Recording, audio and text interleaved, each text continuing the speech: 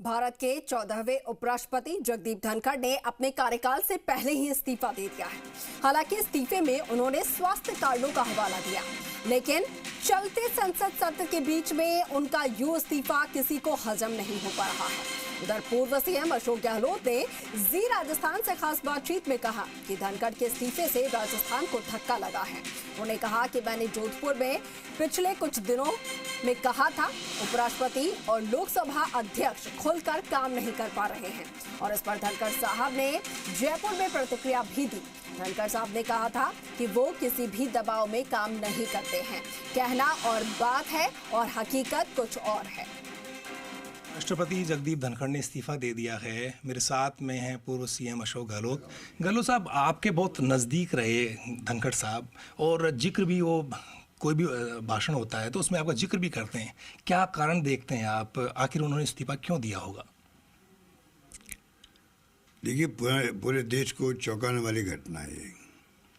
उपराष्ट्रपति का इस्तीफा कभी हुआ नहीं देश के अंदर आज तक, इतिहास के अंदर। और जो स्वास्थ्य कारणों का हवाला दिया, उस पर मुझे यकीन नहीं होता है। उनका स्वास्थ्य बिल्कुल ठीक है, और कई बार प्राइम मिनिस्टर या प्रेसिडेंट ऑफ इंडिया के भी ऑपरेशन हुए हैं, बाईपास हुए हैं, ओपन हार्ट सर्जरी हुई है, इसमें कभी नहीं होते। और इनका स्वास्थ्य बिल्कुल ठीक है। उन्होंने जवाब दिया, मैं कोई दबाव में काम नहीं कर रहा हूँ, मेरा स्वास्थ्य बिल्कुल ठीक है, और मेरे बारे में कहा कि मैं उनके स्वास्थ्य की अच्छी कामना करता हूँ, और मेरे उनसे बहुत पुराना संबंध है, बचपन के जो भी है, ये उन्होंने कहा था। अभी कह के गए मेरा स्वास्थ्य ठीक है, और वहाँ जाके वो इस्तीफा दिया, तो इसके मतलब कोई दूसरा राज है इसमें। कभी हो नहीं सकता कि आप स्वास्थ्य के कारण से उपराष्ट्रपति का इस्तीफा हो जाए। अभी राज तो मोहन भागवत जी और प्रधानमंत्री मोदी जी के अलावा किसी को नहीं मालूम है। मीडिया, अलग अलग मीडिया अंदाज लगा रहा है, सोशल मीडिया हो या मेन स्ट्रीम मीडिया हो। सरकार को चाहिए कि पब्लिक में भी कन्फ्यूजन पैदा हो गया है, कोई आगे क्या होगा पता नहीं। अलग अलग कयास लगाए जा रहे हैं कि आगे और कुछ घटनाएं, दुर्घटनाएं, पता नहीं क्या होगी पार्टी के अंदर या सरकार में, किसी को नहीं मालूम है, किसी को नहीं मालूम है।